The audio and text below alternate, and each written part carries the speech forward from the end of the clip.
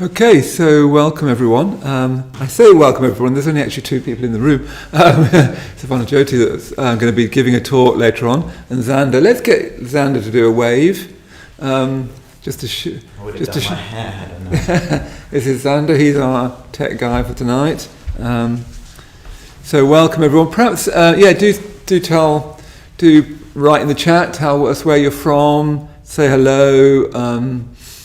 So particularly if you're not from the UK, and particularly if you're new to this course, or you're new to the London Buddhist Centre, or even relatively new. Yeah. So do let us know who you are.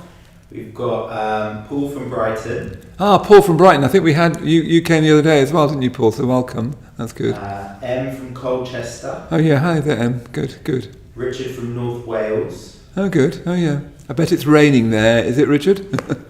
It usually is, isn't it? My experience. It's raining here. It's raining here as well, so. It's raining here. We've got Robert from Southwark, and he says it's suddenly dark and autumnal over there. Yes. We've suddenly had autumn delivered, as it were, to us. Maggie says it's rainy holiday season in Suffolk. And cloudy in Barnet, says Adriana. Oh, yeah. We've got Maria from Bucharest. Oh, great. Oh, wonderful. What's it like in Bucharest, I wonder just now? What even time is it in Bucharest? Late evening. Late evening, yeah. Nina tuning in from New York. Oh, yes, great. Well done, Nina. You must be one of our most regular people. One day you'll have to come to the London Buddhist Centre in person, and someone will say, "Oh, it's Nina from New York," and you're well known here, Nina. And Jan of Archer still uses those handkerchiefs you sent him. He's wearing one for a mask. Looks very fetching with the stars. Anyway, welcome. We've got Miriam from Donegal and Helena from Tipperary. Sorry. Wow, good. Well, lovely to have Donegal and Tipperary. I mean, we did this retreat recently. There's a lot of people from Ireland, and it was the photographs they sent. It was like heaven on earth. It really made me want to go to Ireland. So, yeah, welcome everybody. Perhaps we'll start now. So, yeah, if you're new, do let us know. Particularly welcome if you're new, because it's lovely to sort of say hello to people, but sometimes people have felt, but they don't know me, so I won't say anything. So welcome, particularly if you're new. So what we're doing this week is we're trying to present to you the Buddhist path of transformation through the stories and legends and myths of Padmasambhava. So Padmasambhava is a semi-historical figure. I tend to think of him mostly as a myth, but myth, as we'll see again tonight, myth points to the deeper truths of our human life. A story, myth, parable, legend. It's only too easy to dismiss it, with that kind of rationalistic, literalistic, humanistic, historicized mind that we're getting more and more kind of caught up in, I think. At the moment I'm reading Ian McGilchrist, The Divided Brain, and his whole I'm going to be interviewing him early next month, and his whole argument is that society is moving more and more to the left brain, and we're destroying value and beauty and so on the way. I don't know whether that's true or not. I wouldn't know anything about the brain. I vaguely know where it is. That's about it. But what myth and story tries to do is talk about the deep issues of your life, the intimate issues of your life, what's really going on, the existential issues of your life, which may not present themselves to you as mythic issues. Myth always sounds a bit grand in some ways, but they're trying to, any mythic picture or story or parable is trying to sort of whisper in your ear saying, this is how you experience life, isn't it? This is an image. If you were to make an image of your life, it would be a little bit like this, wouldn't it? So that's what we've been doing, and we've been doing it, come in, Carol. So we've been doing that in meditations in the morning, so Dayabhadra, is leading meditations for people who are new to meditation. So if you're new to meditation, do tune into that. It's a really good opportunity to learn meditation this week. If you already know the two practices that we teach here at the centre, do join Surya Gupta at 8 o'clock, and she'll give you some more teaching and so on. And then we've got this whole week of teaching. Today, Savannah Jyoti is going to talk about another element of Padmasambhava, which anyway, I won't say the bank because it'll, I'll steal her thunder, and she's already, wagging a cautious finger at me in a nice way, in a Buddhisty way. Where was I? So yes, we're going to follow these stories all the way through the week. Tomorrow, Akash Mitra and Surya Gupta will again carry on the story. And then this all builds up to a whole weekend of activities. So Saturday, there's all kinds of activities. On Saturday, there's drawing workshops. We're exploring meditation more deeply on Saturday. And then on Sunday, we've got a festival dedicated to Padmasambhava. Festival always sounds a bit grand as a word, doesn't it? Because people expect drumming at the very least, and we don't usually have that. But it's basically a day given over to contemplating this mythical and archetypal figure, seeing Padmasambhava's relevance for us. So do come, and all of those events, if you can still register online. So if you haven't registered, if you're watching on YouTube and you haven't registered for the course, you can still register online, then join the join the Zoom call, whatever you call it. And then particularly I wanted to just say on the Sunday evening, we'll have a longer ritual than we'll do tonight, in which 10 men and women will be becoming a mitra. They'll be saying that actually for me, Buddhism, I've come to realise that Buddhism's really important to me, and I actually want to say that I'm a Buddhist publicly. And there's going to be a ritual that you'll be able to witness and take part in which you see 10 people publicly declare that they're a Buddhist and they're practicing Buddhism within the Triratna Buddhist order and movement. This is only the second time that we've done them online, and they're very magical experiences to see someone saying, actually this is what I think my life wants to be. I don't know yet, I'm not completely sure yet, but I think I'm a Buddhist, and I want to say that sort of publicly and say I'm practicing in this tradition. So yeah, do try and tune into as much of this week as you can, because then you'll have a whole week of very rich reflection and thought and meditation and ritual, and we're trying to open up in this way your imagination. Imagination is really our great human gift.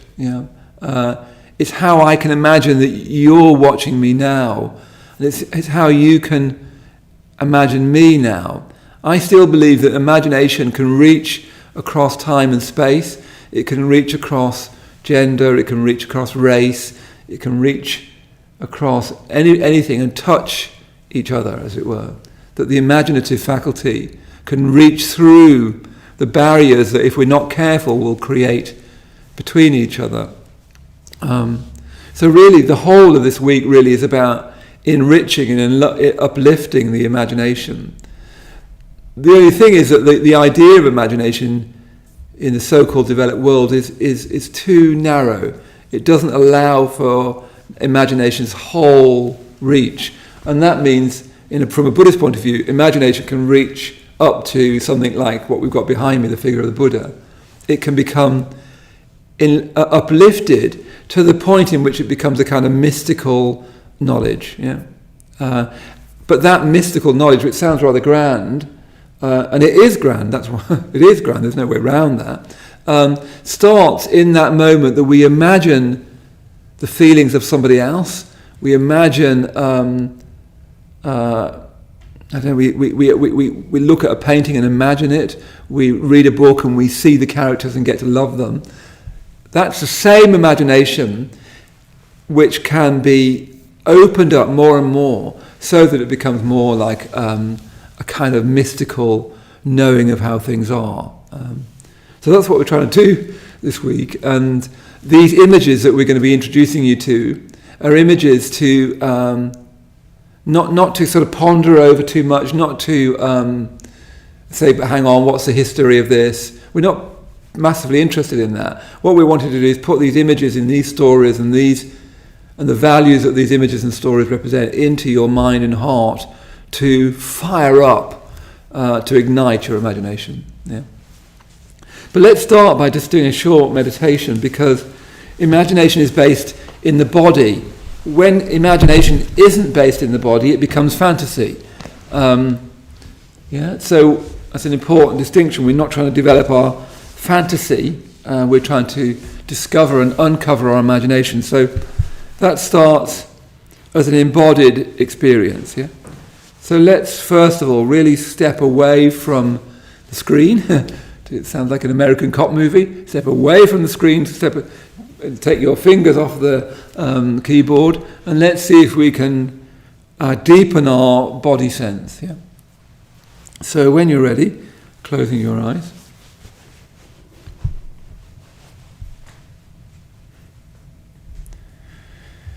And as soon as you've closed your eyes, see if you can just notice the weight of your body on the chair or the cushion.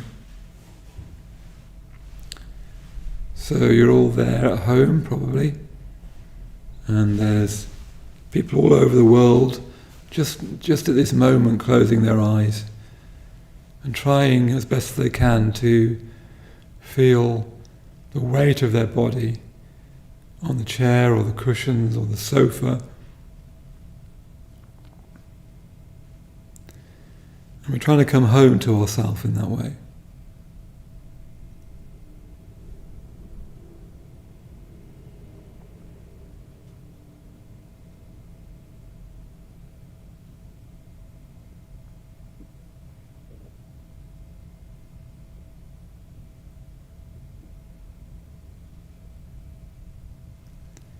So can you feel your feet on the floor?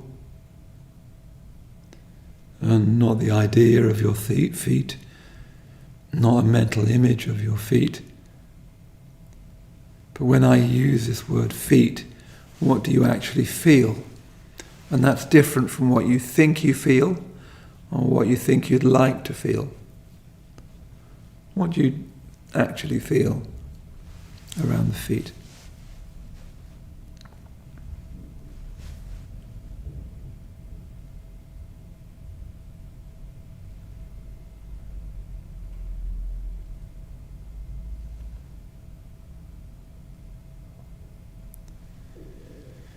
So there's the pressure of your backside on the cushions or the chair,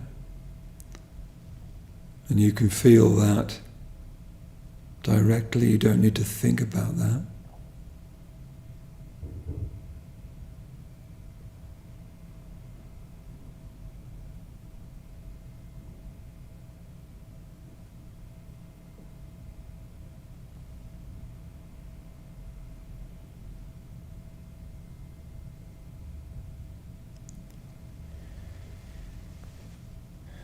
You can feel your feet on the floor.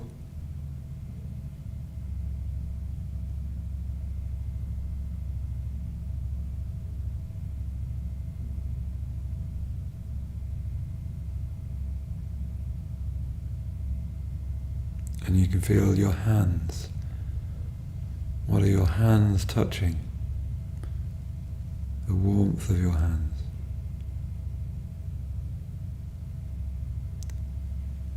But there's no word hands when you feel your hands. There's just sensation.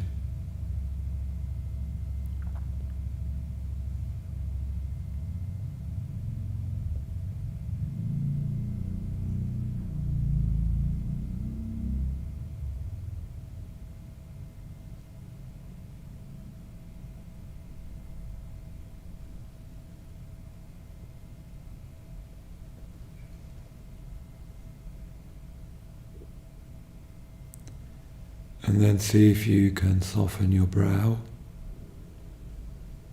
and your eyes.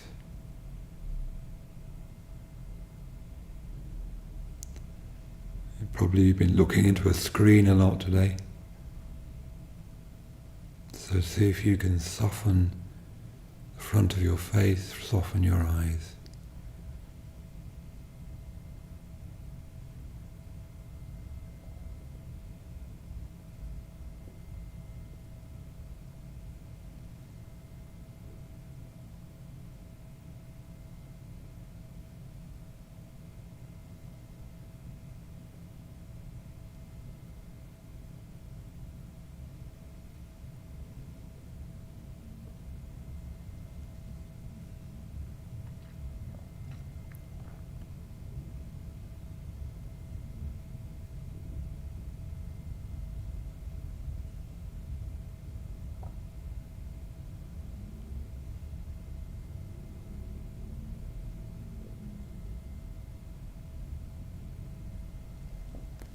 And then see if you can let go of your shoulders.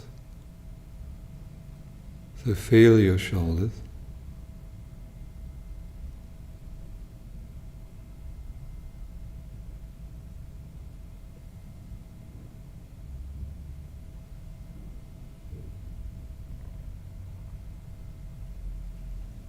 And just imagine your shoulders dropping down your back.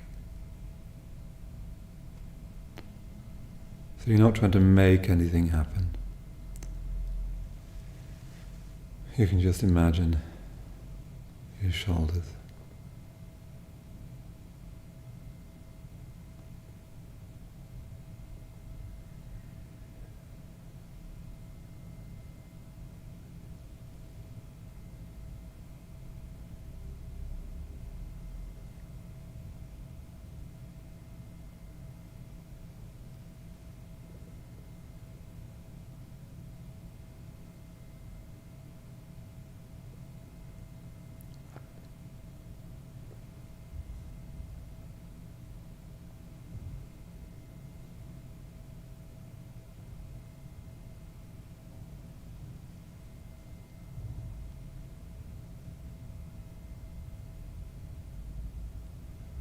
And then see if you can soften your belly.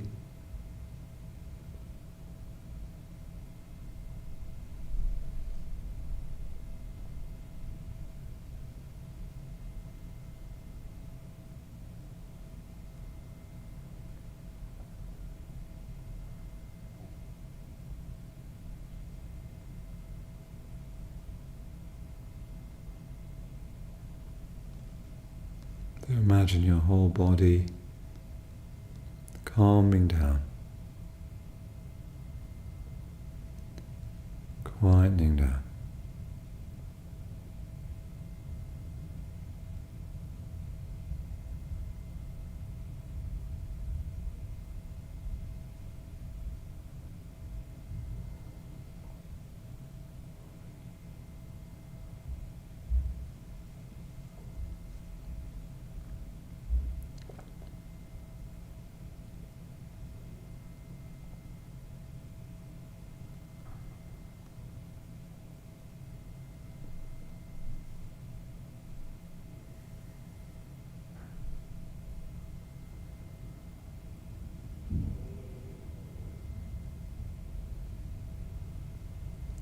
Calming your body,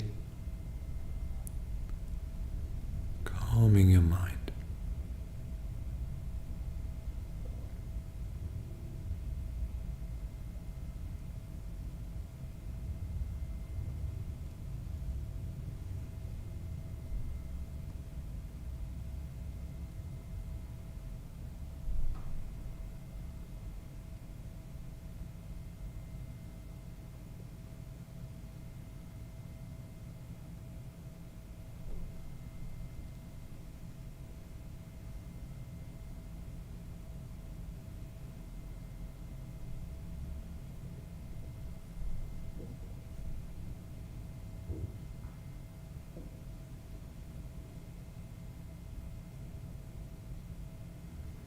And then just tuning into your breath.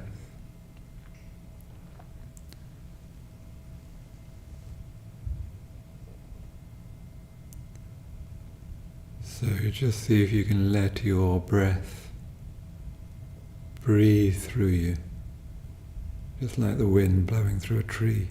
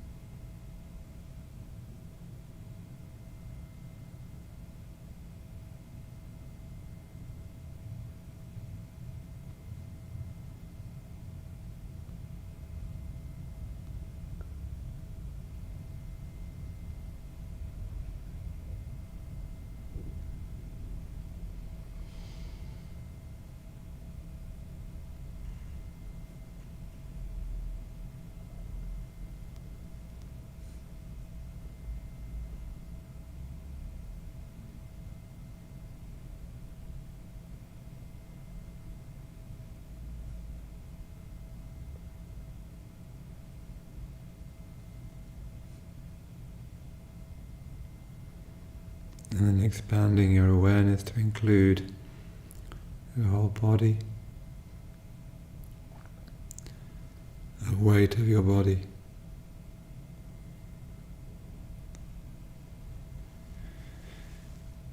And then including in your awareness the sounds around you.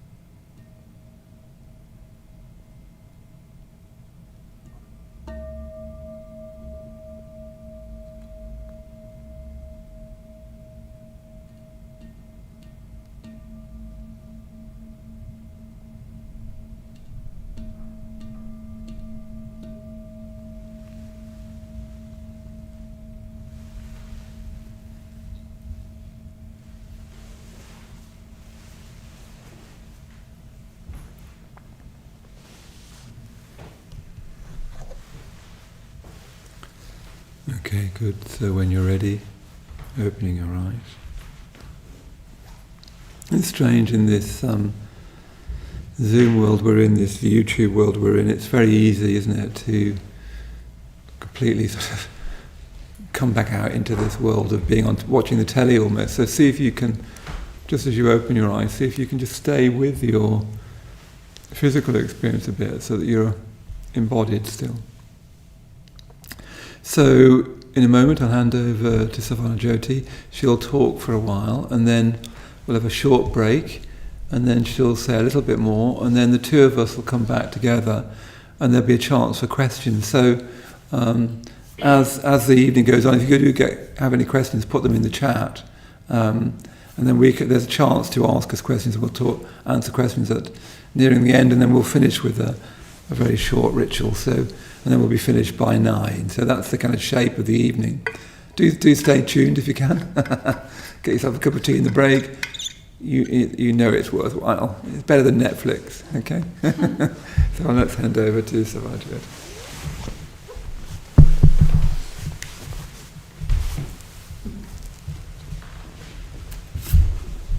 Great. Thank you, Maitri Bandhu. So I've got to be better than Netflix now. That's a little bit of a... I'm not so sure. I'm not sure the production values are really at the same level. Car chases? No car chases, no. Okay, I just need to check if I'm in the right place. Sandra, am I in the right place now? Sit in the right place. Get my drink. Okay. So yes, good evening everyone from me too, and welcome back if you have been before, and welcome if this is your first evening. I'm just going to find my notes. I tend to talk far too much when I have to talk, so if I have notes, I just stay with them. Then hopefully we'll be out of here before midnight. British summer time. Okay. So, we've been introducing you this week to this figure of Padmasambhava, and we've been talking around this idea of enlightenment as well. And, I mean, it's an easy word to use. I mean, the problem is that this experience that the Buddha awakened into, I mean, his very first struggle afterwards, so legend has it, is that he felt, oh, what am I going to do now? Because there's no way that I can communicate this to anyone. I can't teach this experience. This experience is way, way beyond any kind of normal concepts or ideas in the world. And he actually spent a number of weeks sort of thinking, oh, what am I going to do about this? So even the Buddha felt like this was too big to try to talk about. And so over the centuries, the Buddha himself, and then over the subsequent centuries, there's been an increasing use of symbol as a way of trying to communicate and to evoke some sense of some kind of glimpse of a feeling for what this enlightenment, this transcendental, this going beyond might feel like, because it can't be put into words. And it's a little bit like, it's a kind of a mundane example, but it's something that I often think about when I see a caterpillar. I sort of think, if you said, the little fat furry ones, and they kind of wiggle along, and they're not, some of them are cute, some of them are really ugly. But none of them you could ever imagine was going to turn into a butterfly. If you said to a caterpillar, oh yeah, you're going to be like that one day, they'd be like, you are having a laugh. I'm just, here I go. So in a funny kind of way, that's one way I think about enlightenment, that, one day I could be a butterfly and I don't have any idea what that might be. So of the symbols, that we've got the classic symbol of the sort of the seated Buddha, just like the one behind me here, very calm and serene and beautiful and rich and golden, and sort of exuding this sense of peace and calm and a sort of, a real serenity. And we've also been talking this week about Padmasambhava, who sometimes known as the second Buddha, a very different form of an enlightened mind, something that's much more kind of challenging and penetrating and stirring, and is coming right at you and challenging you. And tonight I'm going to introduce yet another classic Buddhist symbol, or Tibetan symbol for the enlightened mind. It's a symbol called the Darkening. So I have a picture of a Darkening, which I'm going to show you in a minute. But I just want you to just look at the gold Buddha behind me just now and think, oh yeah, that's a symbol for enlightenment. And then you might have to help me, Xander, to tell me when it's in the frame. And then just imagine that this too, can that be seen? Yeah, that's great. Can it maybe hold it up a little bit? bit? Perfect. This is going to be really good for my biceps. And then just imagine that this too is also a symbol or a set of symbols for enlightenment. So you've got the gold guy with the crossed legs and the red woman standing on one leg. Completely different feel to it. So I am going to speak to her for a bit, so I might have to lift her up and down a little bit. I didn't think about props. So this is the Darkening. So she is an archetypal symbol from the Tibetan tradition. And it's as if she kind of erupts, and there's so much kind of energy in this figure. I should say that thank you to my friend Andrea for lending me this picture, and an order member called Tara Karunya for painting it. But she erupts out of another realm of experience that is from beyond time and space. And she comes from it's a kind of sense of an infinite space and freedom. So you can see she's in blue sky. Are you going to try and give me a chair for it? Yeah, maybe that will be easier. Should have thought of this beforehand. Let's see. That's perfect. Is that all right on the frame? Brilliant. Good. That's going to be easier for me as well. I might just turn a little bit so I can see. Where was I? She dances in this infinite blue space. Those days when you just lie and you look up at the sky. We've had a few days like that recently in the UK. And this is beautiful, this kind of shade of blue that just seems to just go on forever. And that's a kind of symbol for this transcendental, expansive mind of enlightenment. And she kind of bursts through with all of this energy. She's bursting through our kind of normal day-to-day ideas about who we are, what it means to be a human being, what life is for, how to find happiness. We've all got our sort of ideas about that, and she just comes straight through the middle and challenges that and breaks through all of that. She's a symbol for kind of completely unrestricted energy. there's so much kind of energy and movement in this picture. You've got the flames coming upwards, the way that she's dancing, she's fierce looking as well. I mean, that's, you would be scared if you met someone late at night looking at you like that. I mean, this is not your nice, gentle, sweet, kind, lovely Buddha figure that we sort of see everywhere, and that has been kind of appropriated onto all sorts of, garden statues and cushion covers and all the rest of it. Not many garden statues like that, or not that I've seen anyway. And this word darkening, it means something like sky dancer, or sky walker, or sky goer. So there is that sense of her just dancing through the sky. Now this is one classic pose, and there is another pose that she comes in, which is another common one, which I'll just have that there for a minute, which is called the warrior pose. Is that visible, Xander? Yeah, yeah. That's great. Yeah. So so that's the warrior pose. Again, a very, very, very strong symbol. There's nothing nice and pretty about this as a female figure. I'm just going to move her out the frame for now so I can look at the picture. Okay. So in a way, you could think of it as, if you're a little bit careful with it, you could think of it as the archetype of the wild woman.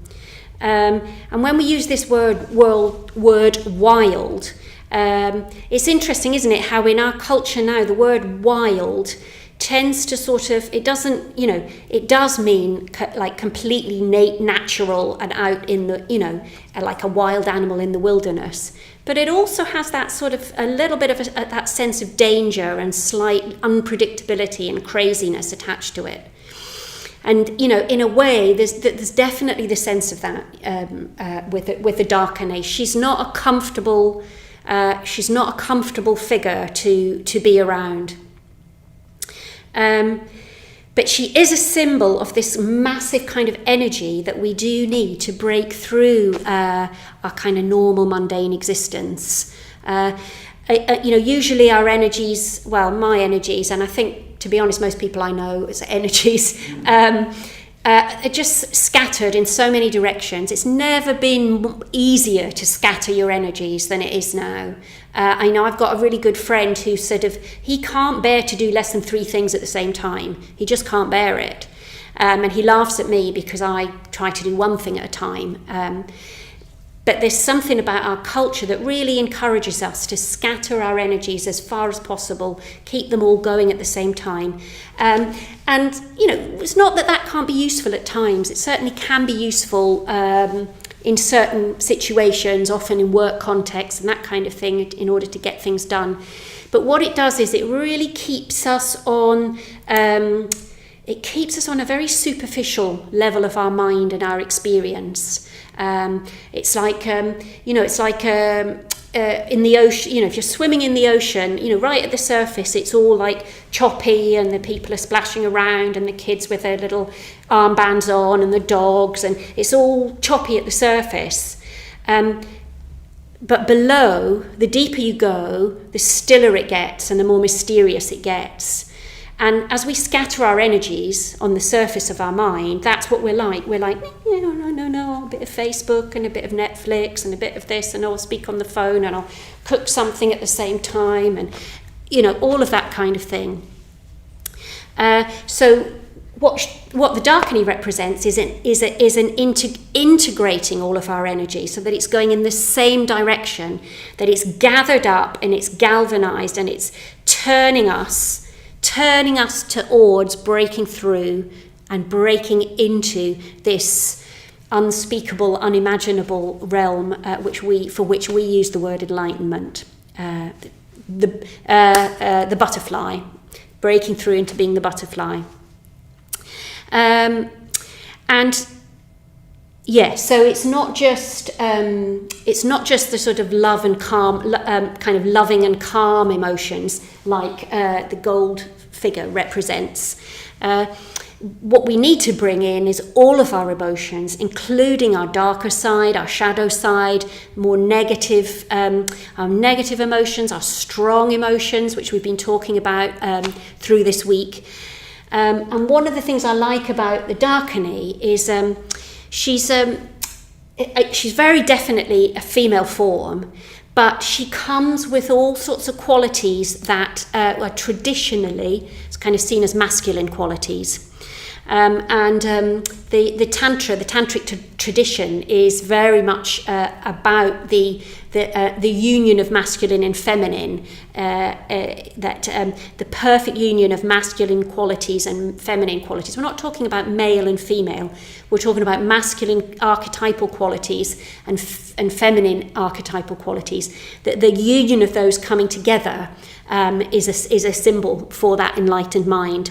And so here we have this female figure, the sort of the feminine form, but there's masculine qualities of energy, attack, courage, excitement.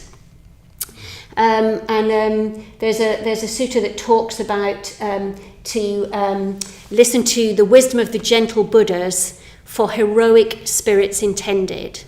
And I love that phrase because it's the wisdom of the gentle Buddhas, like the one behind me, but it's for heroic spirits. You know, you can't, you're not going to get there by just being nice and fluffy jumpered.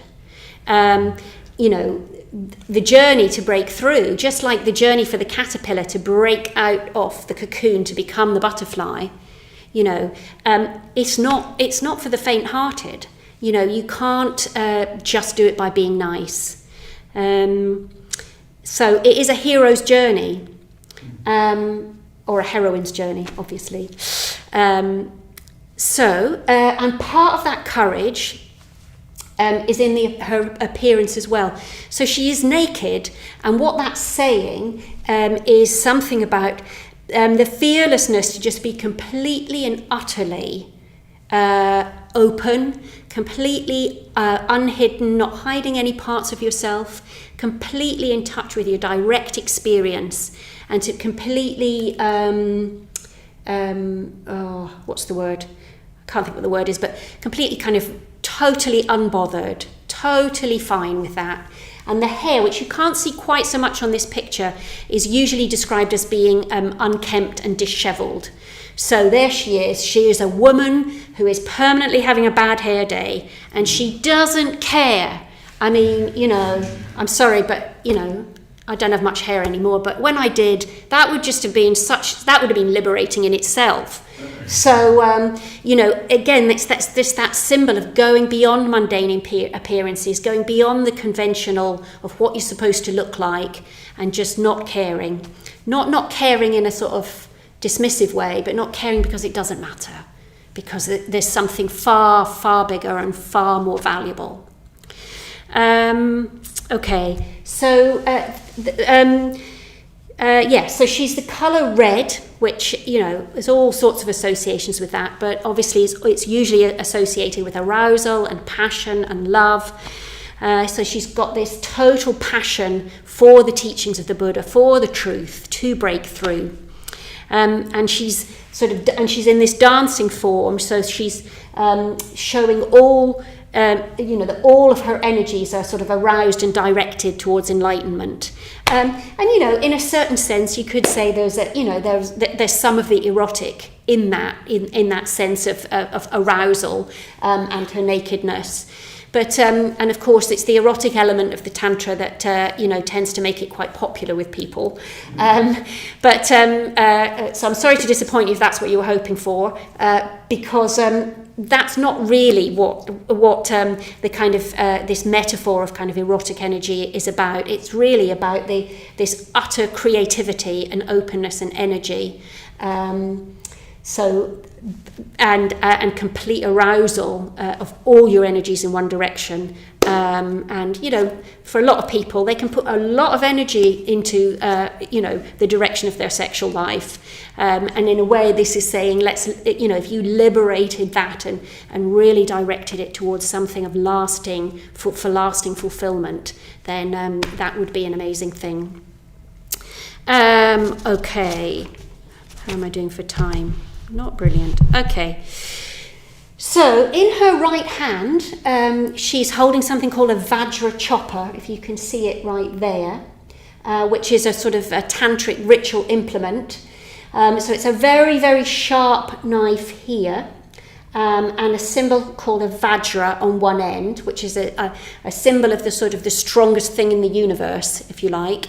And with this Vajra chopper, what she's doing with that is cutting through all of our nonsense, really. She's cutting through all of our attachments to our normal everyday life, particularly our attachment to our sense of ourself as this small, fixed being, sort of independent and separate from everything else. And she's kind of chopping through that idea with that, the sort of infinitely sharp, sort of sharpest implement in the universe, as it were. And then in her left hand, this here, that's actually half a human skull, and it's full of this red liquid, which is called a nectar. It's the Amrita Nectar, and it's the nectar of great bliss, the great bliss. So in drinking that, it's a sort of, you have the great bliss that comes from breaking through your ego and going beyond your ego, and the utter liberation of that. So she's this perfect union of wisdom. So she's got the third eye in the middle of her forehead, which means that she's seeing a higher truth.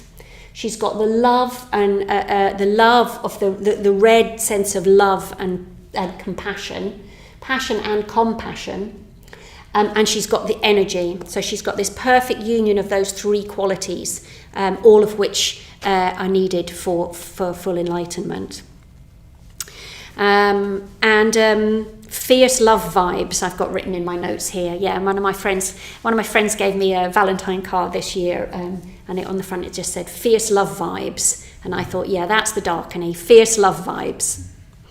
Now she's trampling. There's a poor little person down here. So she's actually trampling on a human being, and this is a representation of how she just completely wants to get rid of all of our mundane concerns and all of the obstacles that prevent us from making progress.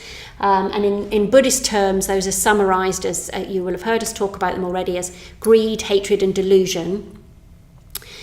So in a way, because we spend all of our time trying to get what we want, that's a manifestation of greed, or trying to push away what we don't want, which is a manifestation of hatred, or thinking that, we are this being and here we are and we're fixed and we're the centre of the universe and we need to sort of spend all of our time most of our time sorting things out for us because it's just us, we're independent, we need to take care of ourselves completely.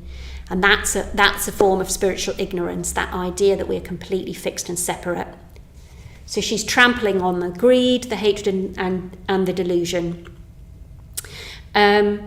Visantra, who's one of the senior teachers in our movement, he's described the gold figure as an example of feeling the Dharma in your heart, and the Darkening as an example of feeling the Dharma in your guts.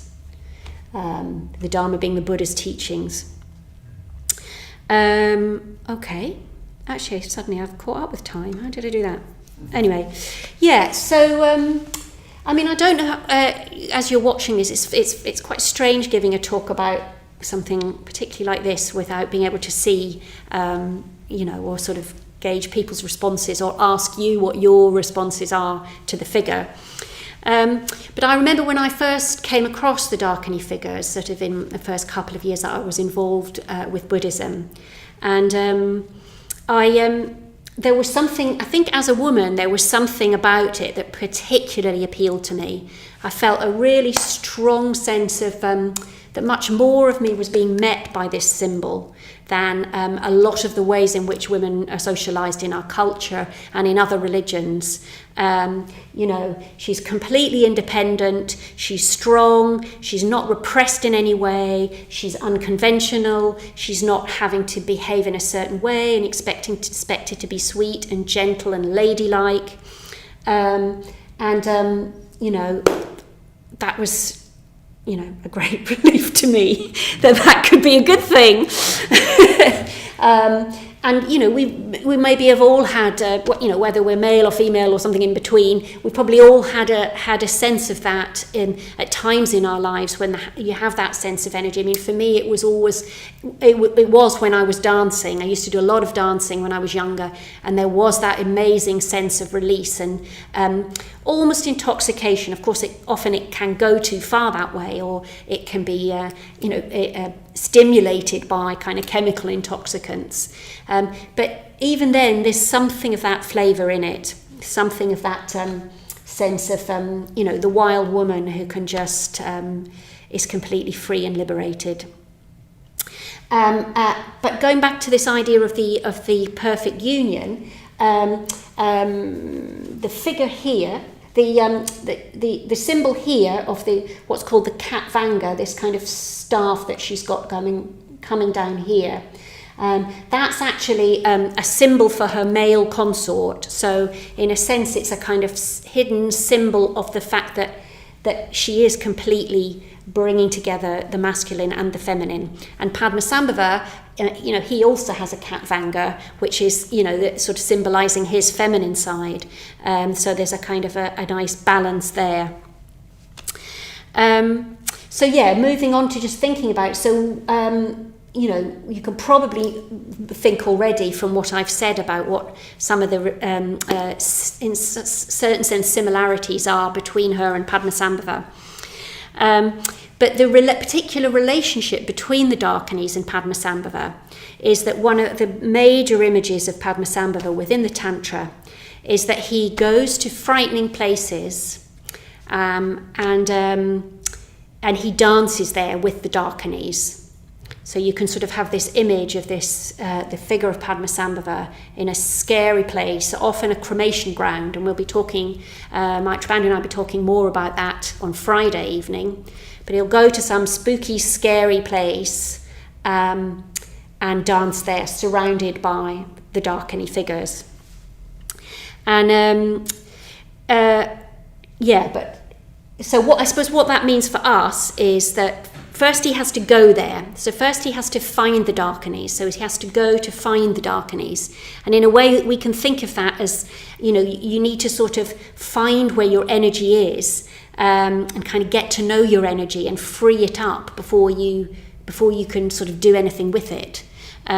So first of all, you have to find the Darkeni. So he goes to find the Darkeni or Darkenis. And then he dances with them, which is the next kind of stage of getting to know them.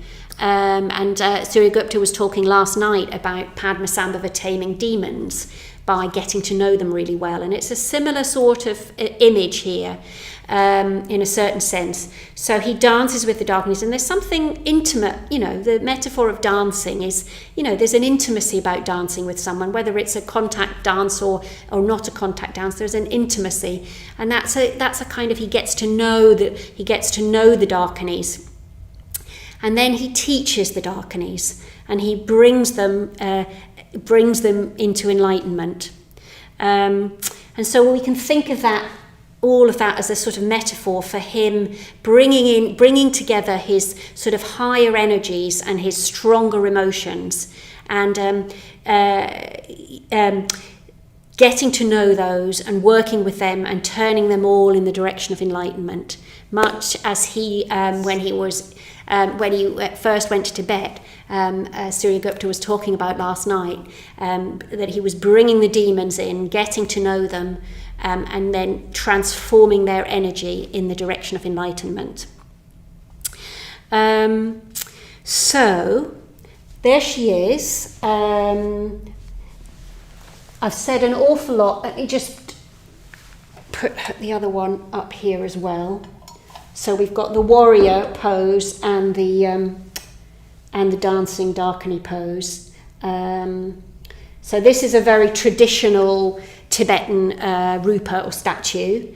And if you've been to any Buddhist countries or anything like that, you probably will have seen that sort of thing. And this is a more modern image and interpretation there.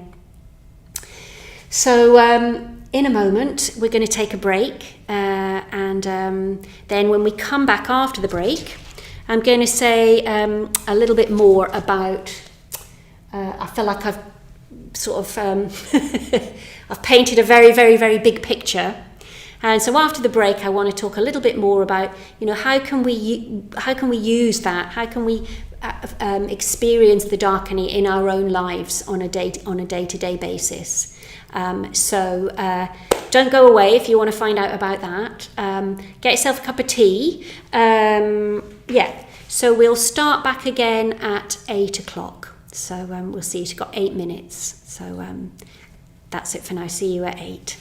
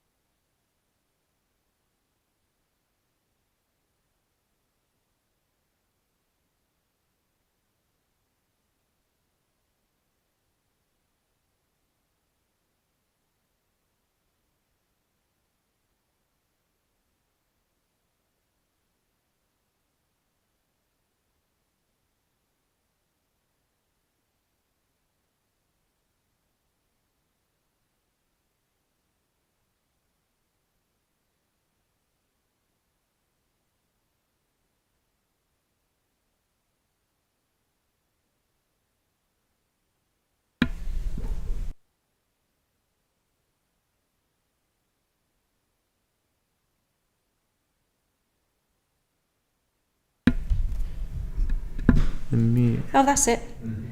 Am I on now? Yes. Yep. No one's ever going to accuse us of being overly professional, are they? Anyway, moving swiftly on. Okay, hello, welcome back everybody. So, I hope you had a chance to have a little look. We did move it a bit closer during the break, so hopefully you had a chance to have a little look. Anyway, so now, where does all of that leave us? What about, me or you as a kind of ordinary person going about their lives, trying to sort of, is this figure useful to us in some way? So I'm going to talk in, how long have I got? I suddenly can't remember. Is it 1:15 we go to?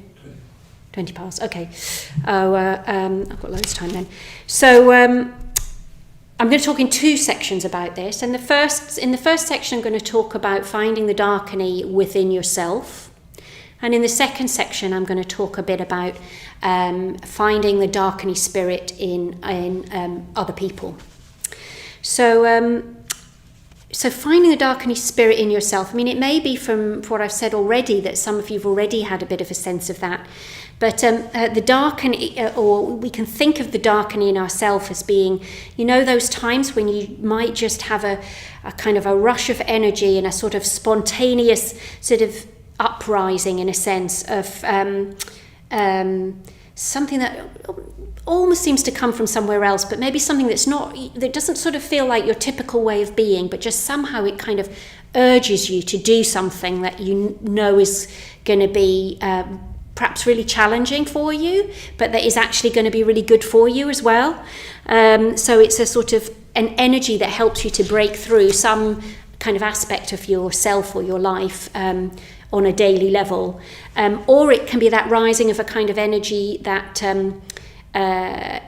where we've maybe done something and it's sort of our energy rises to meet that, and it feels like it's encouraging us that we're doing the right thing. It's encouraging us that we've taken the right track.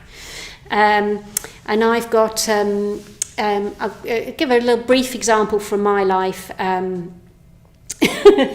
It's funny giving examples because when we do talks here normally, in the centre, I don't mind, I'll say any examples from my life. But when it's going to be on the internet, you're sort of sifting through your examples going, no, I'm not going to, no, don't want that on the internet.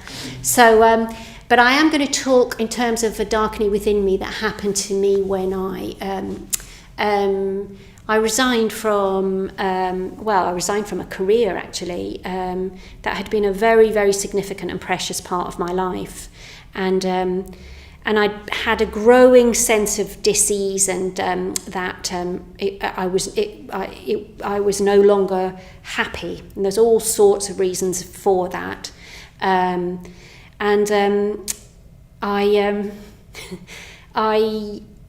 spent ages thinking about it and what was I going to do, and it was a really hard decision for me to take, to think, am I going to resign, because this was something that was very precious to me in my life, and that I'd spent a long time working towards, and given a lot of my this kind of working energy to. And without going into the details of it, in the end, I resigned by accident. I was in the middle of a conversation with my manager, and I just said, oh yes, because I'm going to be leaving. And she looked shocked, and I looked even more shocked, because I just was like, oh, who said that? It had really sort of it had just emerged. And my heart was thumping and thumping and thumping, because it really felt like I was going beyond. I was stepping out of something that working in a place that I loved, that I'd been for many, many years, doing something that I had really loved, with colleagues that I really valued. And here I was saying that I was going to walk away from that.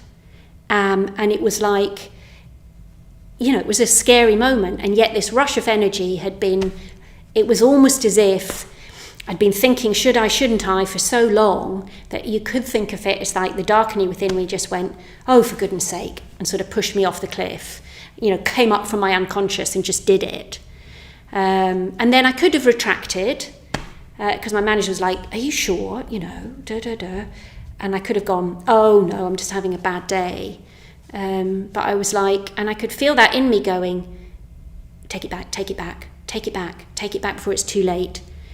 And then I just knew that I wasn't going to take it back. That, you know, whether it was the right or the wrong thing, I mean, you can never really know with many things whether it was the right or the wrong thing. You just do something and then, you know, then you do the next thing because you don't know what would have happened if you hadn't done it. But it really felt like that's an example for me of a darkening within. That, I mean, it would be great, wouldn't it, if we could sort of tap into those energies just as we needed them. But like the muses of old, when the old artists in the old days and poets and things used to wait to be visited by the muse, the darkening is a bit like that. You know, she's not controllable. She's not, you know, you're not in charge of her. Nobody's in charge of her. I mean, we can create conditions that mean it's more likely that she will come to us or that we will notice. Because often I can also think of examples in my life where there was a kind of darkening thing there and I just didn't notice or turned away from it. So we can create conditions that enable us to be open to that kind of energy, to be, open to the possibility of taking something in a direction that takes us out of our habitual situation. And the kind of conditions are really the kind of conditions that we've sort of been, in a way, encouraging you to do on this course. So by meditating regularly, by trying to have some spaciousness in your life. I know that can be very hard for lots of people, but by trying to give yourself some space in your life, by Mandy was talking the other night a little bit about ethics, about Buddhist ethics, and saying, don't get hung up on the word ethics. It's really just about becoming more sensitive to how you behave and the effect that has in the world and the effect that it has on you. So doing all of those things will sort of sensitize your psyche. I don't mean in a sort of precious kind of sensitized way. I sort of mean in a vibrant sort of way, so that you're just more open to the magic of the darkening, would be one way of thinking about it. And even as I'm saying that, I'm sort of laughing at myself, because when I came to Buddhism, I'd come from a scientific background. I was extremely skilled at very witty cynicism, and to think that I'm sitting here talking about the magic of the darkening, I would not have wanted to speak to myself back then. This me now, I would have just been like, oh. So, and I can see that cut me off from a whole part of life, the excitement and the energy and the mystery of life. Those are the conditions that can open us up to being more able to respond when that darkening energy comes up in us. And it's challenging too. I mean, that was challenging for me, because I was, in that particular situation, I was stepping out of a pretty well-paid, pretty high status, pretty relatively successful career situation, and I was stepping out to nothing. From a conventional point of view. It's the opposite of that kind of safe security of our traditional ways of doing things. I sort of think of it as, what I've written in my notes is ego prison. It's a stepping out of the safe security of your ego prison, and I'm aware that that's quite strong language, and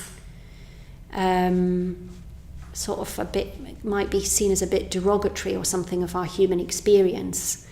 And I don't want it to sound that way, because it's just saying there is so much more beyond it. I remember being, I'm not much of one for camping, but I did go on an international retreat once, and I was camping, and it poured with rain most of the time. But anyway, and my tent leaked, and anyway, it's a whole other story. But I was camping, and I was in this tent, and if you do any camping, you probably all experienced this. Somehow all the flies think that it's great to be in the tent with you, and you've got the tent flap open, and all these flies are on the ceiling of my tent, and they're going towards the light on the ceiling of the tent, and I've got the tent flap open, and I'm saying, no, go that way, go that way, but they're no, this is where the light is, it's up here, and they're like that, boom, boom, boom, boom, about against the tent. And I just thought, that is such a metaphor for what we do. We just keep going with what we think is the right thing to do. And, and the Darkening is standing there with the tent flaps open going, look at what's going on out here. It's much more exciting than banging your head against the tent. I slightly distracted myself now. Yes, so that's the challenge of listening to the inner Darkening. And in a way, it's a sort of death. There's lots of bone symbols associated with the Darkening. So in a way, it's a sort of death, because we're that particular view of ourselves and how we are in the world has to kind of die in order for us to grow, just like the caterpillar kind of has to die in order to become the butterfly. And anything that even, any whiff of death is something that's frightening to us, because anything that's stepping into the unknown is a form of death. So it might be freedom, but freedom can be scary. So that's something about how you might notice the Darkening within you. And so the Darkening outside of yourself. So we could think of this as people in our lives who inspire us, and challenge us in direct personal communication. They challenge us, they stir up our energies, and they push us to grow, to wake up. I've got a couple of examples of this, actually. For those of you who watched the talk last night from Surya Gupta, now for me personally, there's very much something of the Darkening about Surya Gupta for me. I think I've experienced her as that in my own life, and I sort of see it as a bit of that, as her being a bit of a Darkening to the London Buddhist Centre.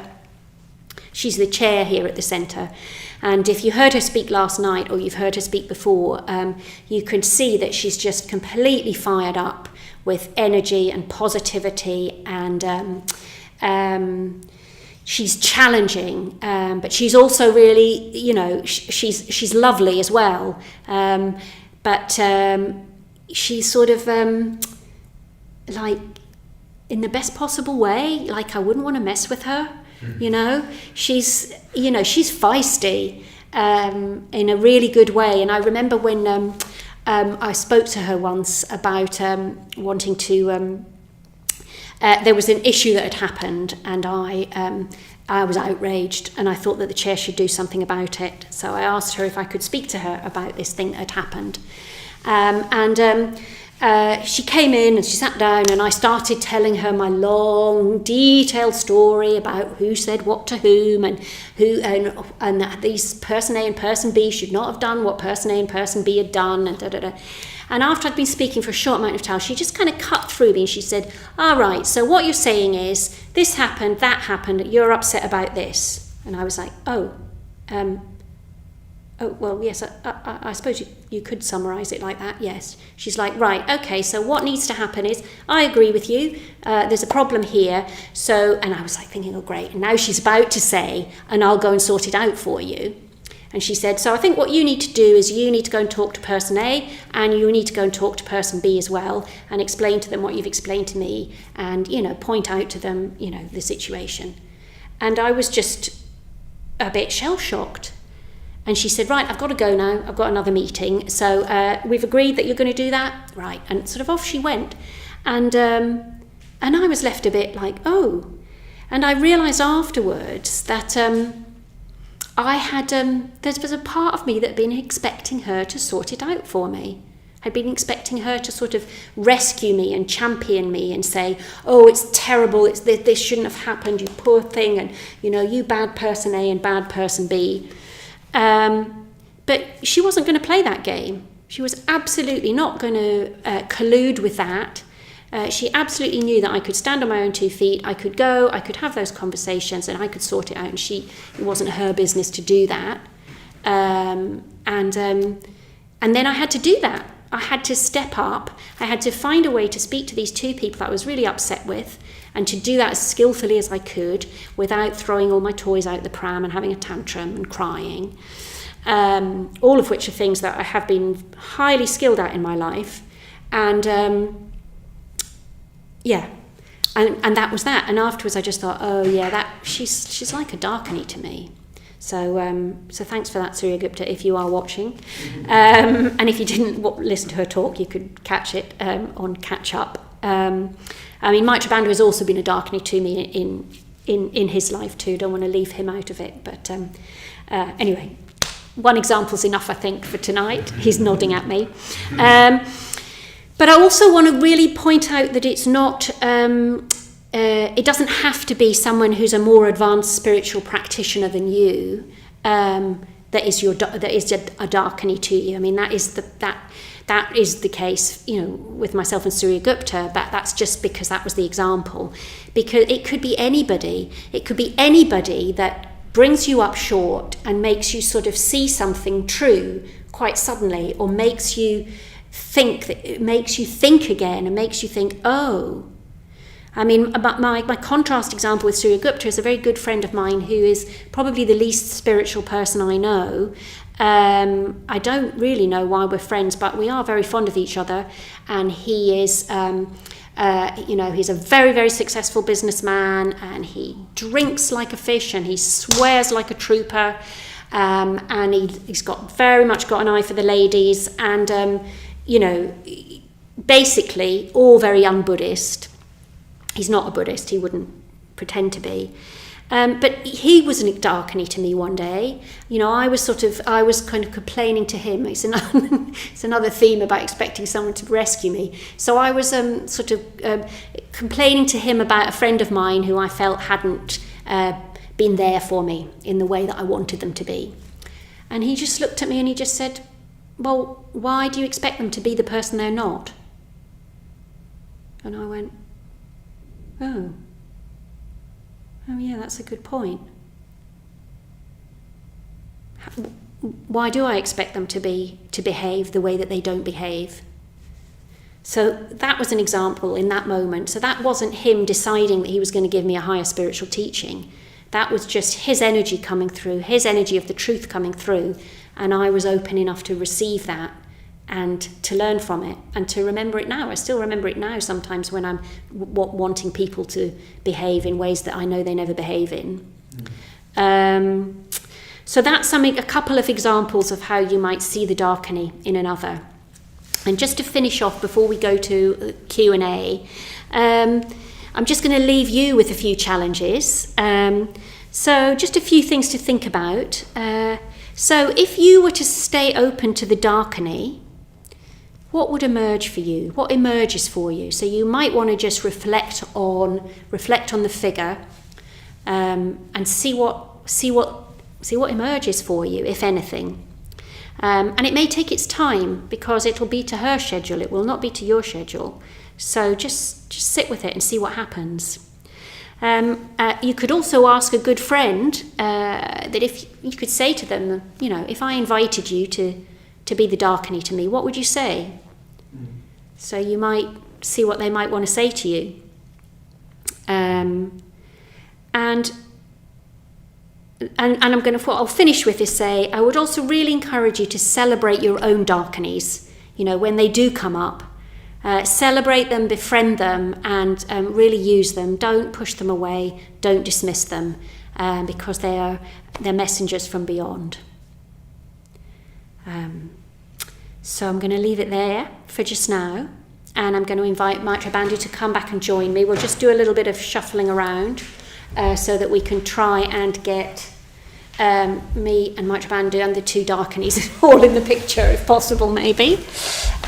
So in the meantime, if you have any questions that have come up through this evening, are you all right? Yeah. Is he in the shot if he's there? I might just move the mats underneath actually, because I'm a bit too... We've got a social distance. Oops. How's that? You might need to come across a little bit. Has he got to come in a bit? Hang on, where am I? If I'm here... How's that? Do we need to move backwards? We might need to go back a bit. Oh, you can move back a bit. Much better if you come across a little bit. Yeah, I'm a bit worried about his germs, in case he's got any. How's that? Just about. Yeah. Just about. All right then. Okay, don't breathe on me. So if you've got any questions, do put them in the chat box. If you put a big capital Q letter at the front, then Xander will be able to see, sort out the questions from the general comments, and so we've got a little bit of time now, and we can try and answer or at least speak to as many of the questions as we can. So, Xander, what have we got? I've got a few questions already. So, Mercy is asking whether the person being trampled on could also represent her own ego. So, Mercy is saying, could the person being trampled on represent her own ego? I suppose my short answer to that would be yes. Do you want to extemporise more than that? Yeah, it's a problematic image, that, isn't it? A bit trampling on something, because yes. The problem of that idea. One of the things that happens is that obviously we view these images, don't we, through a Western lens. So we start to think of the ego as something that we have, and that's something we need to get rid of. Destroy it, yeah. And even trample on, and that isn't not helpful. Egotism is an illusion. What we need to do is see through our egotism, not try and get rid of it, or not try to destroy it or trample on it. I think the strength of the image is something about, well, how I take it is, if you're going to work, if you want your life to flourish, if you want not to just keep going around in circles, egotistical circles where you get into the same trouble, you do the same sort of thing, you say the same sort of thing, you can't think outside your own box, you get more and more predictable to others. You know, that's what egotism does. It makes you more and more, frankly, boring and predictable to others, even if not to yourself, because we're always fascinated by ourselves. So I think you could take the image to say, you're going to need some energy about that. You're going to need to work a bit. You're going to need to flex your muscles a bit. You're going to have to cause a bit of damage if you're going to get out of that patterning. You're going to have to break some rules. You're going to have to say, actually, do you know what? Can we stop moaning about Trump and actually talk about each other? Because we do this every time. You say this about Trump and I say that, and it's too easy. Or can we stop just telling jokes all the time? Because do you know what? I don't feel like a joke at the moment. I actually want to talk about someone. It's the energy that's saying, can I within myself stop doing the thing I always do, saying the thing I always say, come up with the opinions I rather like, and can I just kind of think, perhaps there's another way of seeing stuff. But I think she's great because she embodies, and this trampling embodies, and that's going to cause a bit of damage. You're going to get that wrong sometimes, inevitably. In other words, I think the trampling is saying you need to take risks. If you don't take risks, that's a really big risk. If you don't take risks in your life, if you don't stretch yourself, if you don't take risks in communication, if you don't take risks in living, you'll be condemned to... I liked your image of the prison self. You'll be condemned to the prison self. And what you're trying to do is then sort of decorate it and put a nice armchair in there, but it's still a prison. So I think she's saying, you're not going to do that, are you? with this one precious life you've got, you're not going to just kind of go around the same thing again and again. So I'd like to think of it like that, because you can't trample on the ego because you haven't got one. You need to see through it. Otherwise, you'll get into subtle aversion to your experience, and that will actually problematize your experience. It won't help. Yeah. So it's important. It's a good question, because it sort of clarifies that a bit. Anything? Yeah, we've got a question from Kenya who asks, how can the practice of non-attachment how can one practice non-attachment to self and still love and honour our human condition and limitations? Okay, how can we practice non-attachment to self and still love and honour our human condition and limitations? Something like that. Yeah. Well, yeah, I think it's it's an excellent question, and in a way it sort of goes right to the heart of the sort of paradox of the Dharma life, which is, for me, is something around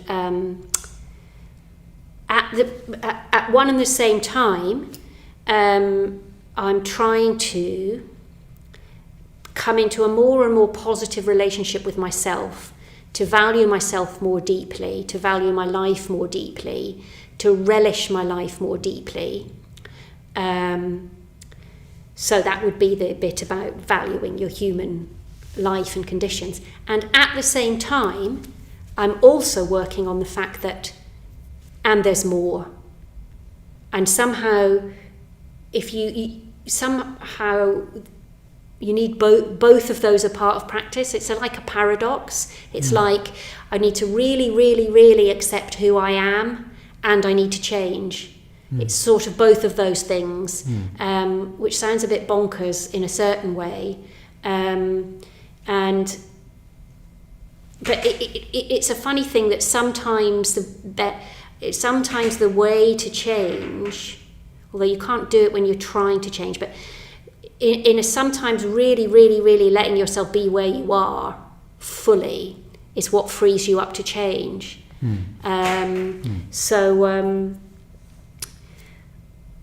There was something else, but it's fallen out my head. So I don't know if you want to say anything else. I think it's a very good answer. The only thing it was not something I'd add so much of it. I'm not madly keen on the language of non-attachment. I generally don't think it works. Again, that might be cultural. I think non-somethings don't work generally. I think what you need to do is, the Buddhist attitude is, what you need to do is find something that you definitely want to be attached to more. In other words, you need to be drawn forward by an ideal and a vision and a value, and something that's important to you. So important to you that you'll let stuff go. You don't say to yourself, I need to be a child doesn't say, I need to be non-attached to my toys. They grow out of them. They don't say, I really must stop having Teddy. They just grow out of them. Now, again, the Darkening says, well, yes, it's true, but it's not as easy as that. You do need to do some work here, and some of it, again, is that messy work. But I've never found the language of non-attachment is very helpful. I think it tends to make you feel... I think it's because you're a hate type. Is it? Well, I wonder. Sorry, I shouldn't have interrupted you. She doesn't mean... Well, she does mean that, actually. No, speak your mind. Because, I just think if you have a tendency to turn of negativity, that their non-attachment can just be a bit nihilistic and a bit sort of like there's nothing left. Yeah, possibly. Yeah. Because I'm the same. I prefer to think of. I forgot to get that in to the talk that one of my friends said on the weekend. That I really like. My friend Kate. She said this great thing. She said it's. And now I can't remember it. Did I write it in my book? It's gone out of my head. Something like losing yourself to gain everything. So it's something about I think non-attachment, the idea of non-attachment, we can get a bit fixated on the losing yourself bit. And in a way, it's a seeing through selves to gain everything. Yeah. So I personally prefer to think of it as getting bigger and bigger and bigger. Yeah. Yeah. Being more porous or something. Yeah. So something like, say, with her Vajra chopper, sort of chopping. I don't really want it to think of it as killing the ego or something like that. No, that's right. Yeah. Anyway, sorry. It's much more like freeing you from being tied up, tied up in yourself and so on. Yeah. I'm going to combine a couple of questions. One is, when seeking outside counsel, how do we distinguish between kind of helpful, darkening comments from people and unhelpful, critical comments? Which I think links quite nicely to the question of also, when we begin to rebel against society's norms, how do we let go of the fear of not being socially acceptable? Good questions. Yes, I think I might have to do them one at a time, actually. They're quite different questions. Yeah. Could you say the first one again, Xander? Because I need to repeat it for the mic. First one say it nice and loud. Is about how to distinguish between helpful, darkening comments from people and then unhelpful, critical comments. Okay. What do you think? I don't think you can quite distinguish it. I think what you're trying to develop in Dharma life, in human life, generally speaking, is a kind of ethical aesthetic sensibility. So I was hearing the other day that apparently, this is a bit of a side issue, but apparently teachers are having to teach young children how to read each other's faces. One of the concerns at the moment is that people are spending so much time looking at their phones that they're losing the capacity to read the human face. Very, very frightening. There's been some studies that are showing apparently that children are showing less empathy than they used to because of technology and so on. But you see how one philosopher said the human face is the most fascinating surface on the planet. It's a brilliant way of putting it, isn't it? But what Dharma life is trying to do is help you develop this kind of ethical aesthetic quality where you start to recognize the truth more and you start to recognize non-truth more, however it appears. You manage to... I've met many people, often people who can be quite cynical, also be amazingly gullible. So you're trying to learn this way of attending to others so that your judgment is better and more kind of aesthetic and more instinctual. I mean, I think one of the problems of our moment is that's more difficult because we're doing it all through Zoom or on screen. But or on emails. It's very difficult to judge the tone in emails. Because I've had people say things to me that are very strong and very wounding, but have been exactly right. I've had very close friends do that, and I've had people who aren't close friends to me say stuff that isn't very nice, and I don't like it, and I complain, and then later on I think, there's something in that though. The best thing, I think, and it's a strong practice, but we are talking about the darkening, is to assume there's something in everything, even if there's not very much. Usually there's a little something for you. I don't think there's always, sometimes people say there's, you got 50% and I don't think there's always that. I think it can be, actually mostly it's 95% you, but there's 5% me. But it can be the other way around as well. But I don't think you'll ever quite know. It's best to just think, let's just see if I've got something to learn from this. But what you're trying to develop is this person really got my interests at heart? Or are they trying to fob me off with some pseudo-spiritual nonsense? Or are they trying to soft me with a bit of soft encouragement because they don't really want to engage with me? Or are they on the other side just letting off some steam because you've touched a nerve for them and it's not... You know how sometimes you talk to a friend about something and they go off on one and you think, I'm sorry, I thought we were talking about me. It's just touched something in their life. You just think, yeah, but who are we talking about? But I think you're trying to learn... And I don't think you can know... It's my sense, I don't know what you think, but I don't think you can know. Yeah, I think that's right. Do I want to add anything else to that? Yeah, it's definitely something about... yes, that's what I was thinking when you were talking. I think I agree with that thing about, trying to allow yourself to think, oh, well, maybe there's a little something, at least a little something in this for me to learn from. And that's actually really hard to do and really requires a really strong basis of self-acceptance and mindfulness and metta to be able to feel okay enough in yourself that you can allow yourself to not feel totally reactive about what someone else has said. That you've got to be, and we do a lot of that, don't we, in the order and in the Sangha, a lot of that sort of practicing, letting somebody say what their experience is of you and not flying off the handle and letting yourself hold it. So I think that's where they're really building up that the mindfulness and the metta and the kind of is really important to help you make those distinctions. And of course, good friends will help you as well. Will say, oh yeah, you're doing that thing again. That's your blind spot. Whatever it might be, the sort of classic thing about, you always fall for the same kind of guy, and they always treat you this way.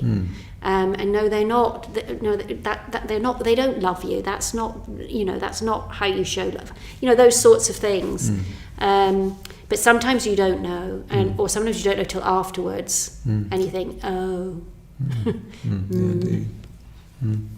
But unfortunately, life is like that. There's no guarantees, apparently. No. It's rubbish. So the second part was? The second part is that embracing the darkening feels like a rebellion against society's norms. And given that, how do I let go of the fear of not being socially acceptable when also wanting to bring her into my life? Very good question. Well, my first response to that would be it's something about, if you talk about rebelling against society's norms, you're still on the level of society's norms. So someone that's rebelling against society's norms is sort of still using, in a sense, is still using society's norms as the norm, if that makes sense.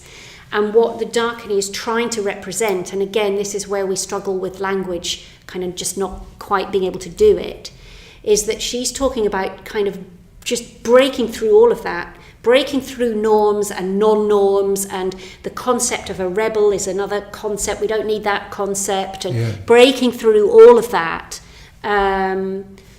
and to something other, to something beyond, to being the butterfly, not the caterpillar, feeling grumpy at another caterpillar, or whatever it is, or deciding, I'm not going to be like those other caterpillars over there, I'm going to be a rebel caterpillar.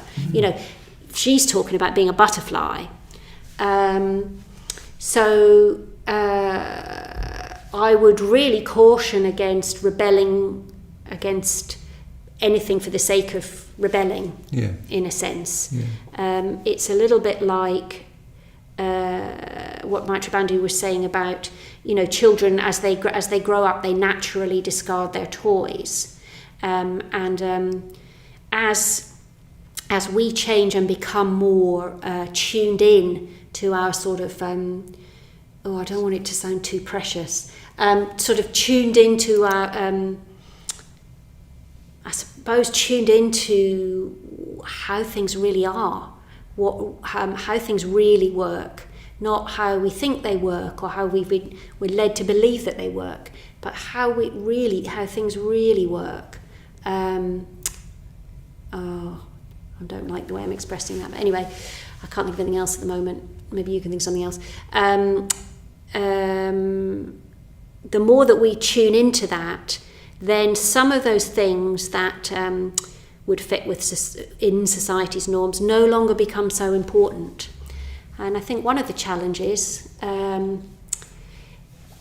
about the more you get involved with the spiritual life, that you will change, And there will be people that don't like that. There will be people in your life that don't like the way in which you're changing. And then each time you're kind of up against deciding how you're going to play that. I mean, I still have friends in my life who are really, really not at all into the spiritual life. I have still found a way, we've still found a way somehow to be friends with each other, even though that's what I'm doing at the centre of my life. But I'm afraid that I don't think there's a way to say everything's going to be totally socially acceptable.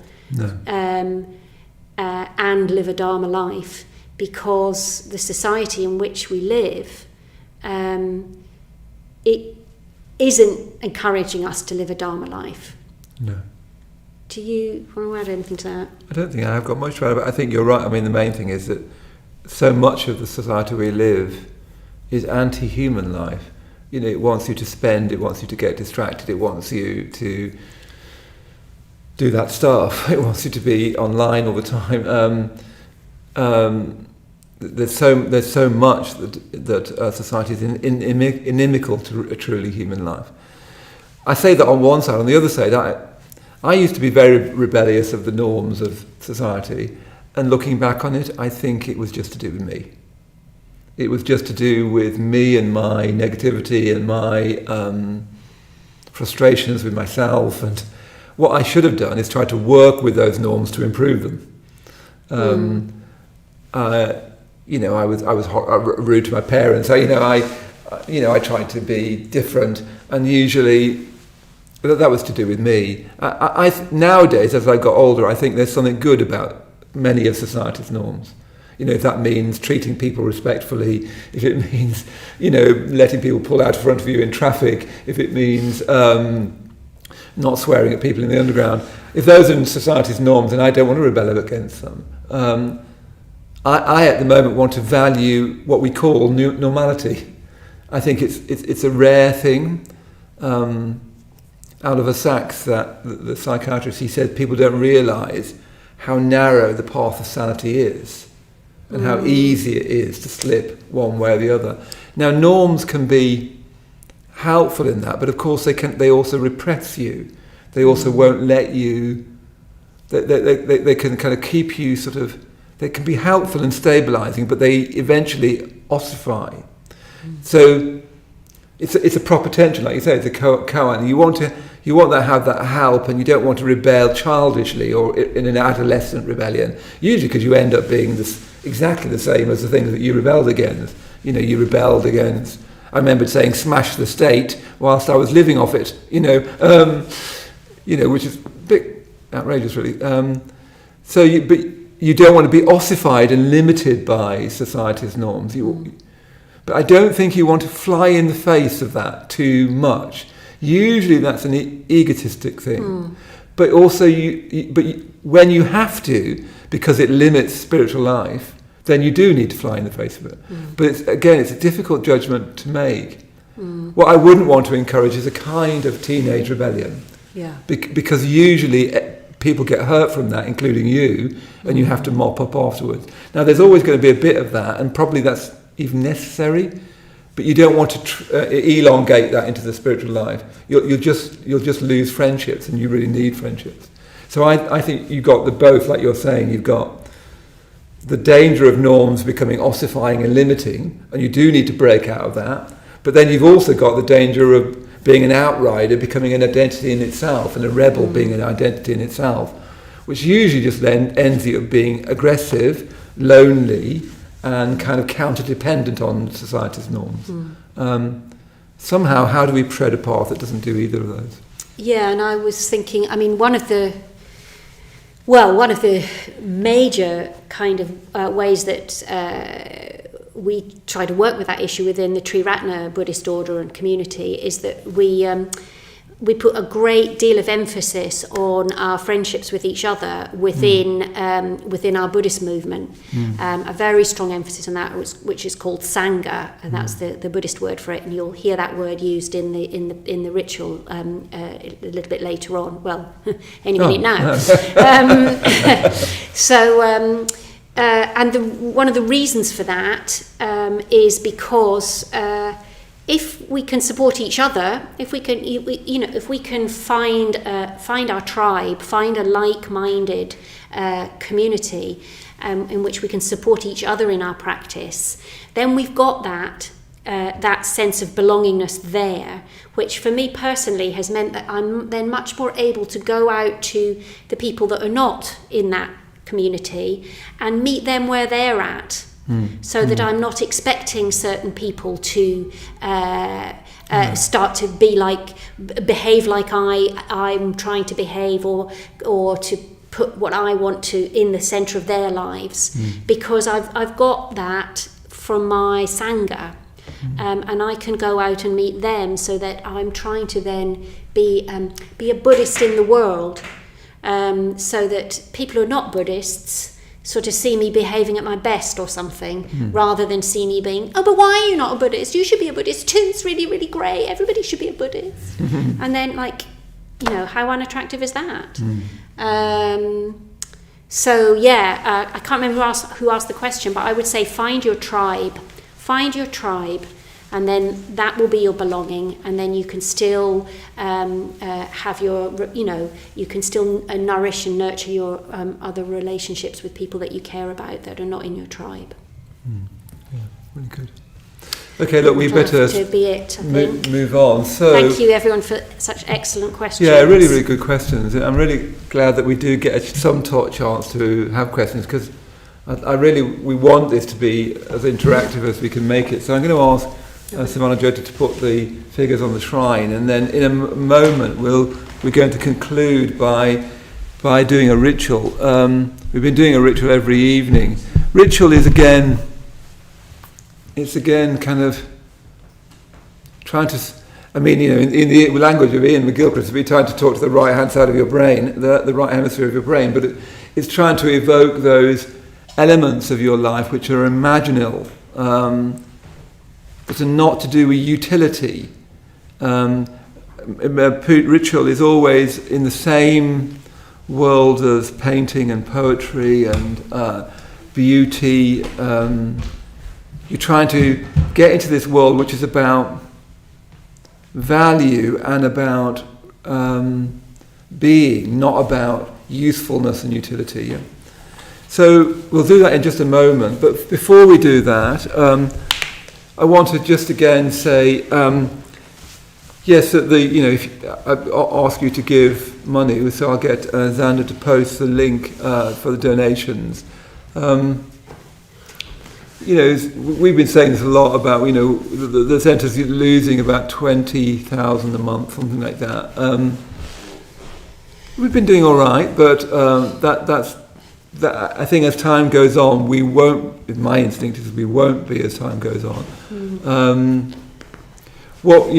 Savannah Jyoti and I, we're all volunteers. Xander's come in, and Kieran's come in. We're all just volunteering. What we want is this community where we're just trying to give for value's sake, because it's beautiful. In a way, it's sometimes traditionally you put gold leaf on the Buddha figure, which usually destroys the Buddha figure, and we don't do that. But what that means is, look, I'm just going to give because I value beauty and I value meaning and I value what we're trying to do here, not because I'm going to get anything out of it. So yeah, if you can give, and I'm sure most of you can give, so if you can give. Somebody asked me last time, can you suggest something? I don't know. I would imagine that if you're doing this whole week and you're getting something out of it, why don't you give us, 50 quid, something like that. But you can always give something, even if it's just a tenner or a fiver. Anyone can give something. Also, it helps this stop being like television. If you're giving, then what you're doing in that is actually building a relationship with the LBC. If you watch someone play the piano, you don't necessarily give them a fiver because you haven't got anything invested in them playing the piano. What we're wanting is you to be involved in this community, hopefully so that at some point you can all come back into this room and we can talk to you rather than this plastic thing with a blue light shining on it and where we're imagining you behind it. Yeah? Okay, so let's conclude our evening. And thank you, Savannah Jyoti. I mean, I think you've really sort of brought the Darkening into our life, and I think she is a vital figure. It's interesting comparing her to the Buddha, because the Buddha is traditionally imagined as being the perfection of wisdom, the perfection of compassion, but also the perfection of energy. People often leave that out. If we're not careful, we'll just have this wise, compassionate figure. Because we can't imagine that really. We don't really know what wisdom is, and we certainly don't know what compassion is. So we imagine a really nice guy, which really doesn't do the Buddha justice. So you have to imagine the complete freedom of energy, which would be fairly frightening. So the Darkening, I think, really reminds us, whilst we're looking at this figure, we're not just talking about love and wisdom and sagacity and majesty. We're talking about eros. We're talking about being completely woken up, physically, emotionally, intellectually, burningly awake, surrounded by flames like the Darkening is. So I think it's really, really good to bring the Darkening into our life. Would you mind passing me the stick? Well, Kira, would you grab me the stick? Now. I've left the stick, the donga. It's probably got a complex name. Thank you. So let's just close our eyes for a moment.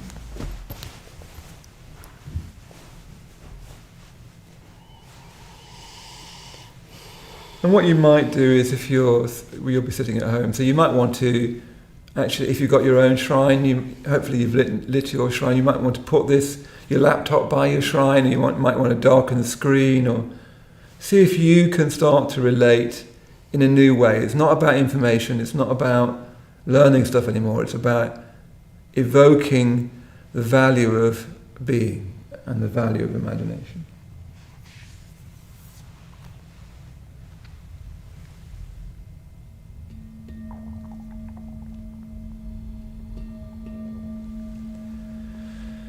The threefold puja, opening reverence. We reverence the Buddha. We reverence the Buddha, The perfectly enlightened one. the perfectly enlightened one, The shower of the way. the shower of the way. We reverence the Dharma. We reverence the Dharma, The teaching of the Buddha, the teaching of the Buddha, which leads from darkness to light. which leads from darkness to light. We reverence the Sangha, We reverence the Sangha, the fellowship of the Buddha's disciples, the fellowship of the Buddha's disciples, that inspires and guides. that inspires and guides.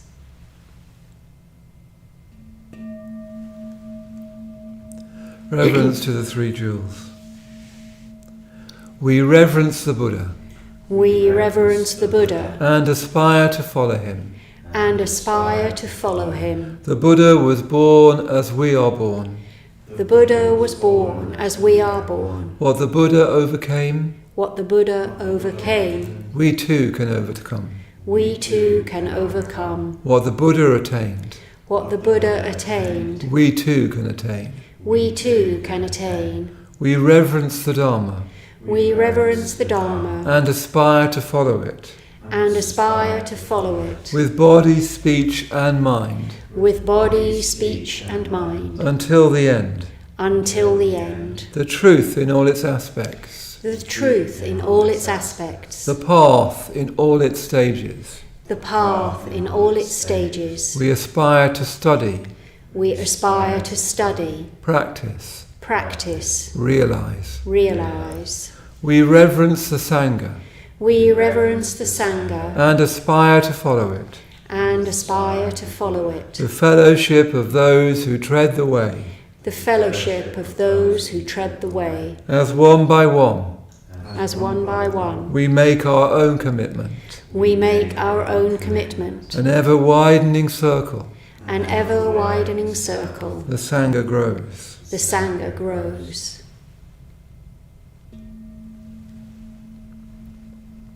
Offerings to the Buddha.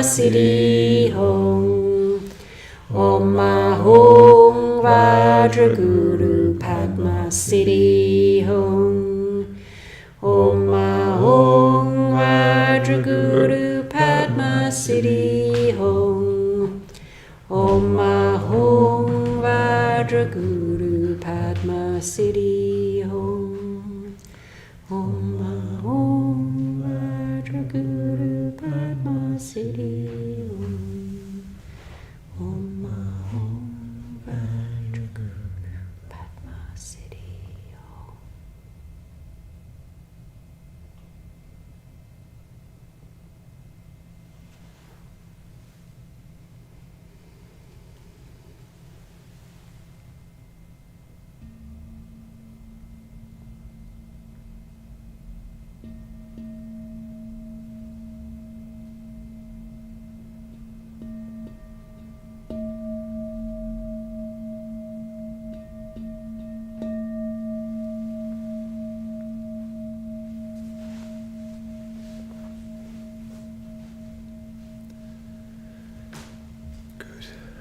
So that's all we've got time for tonight.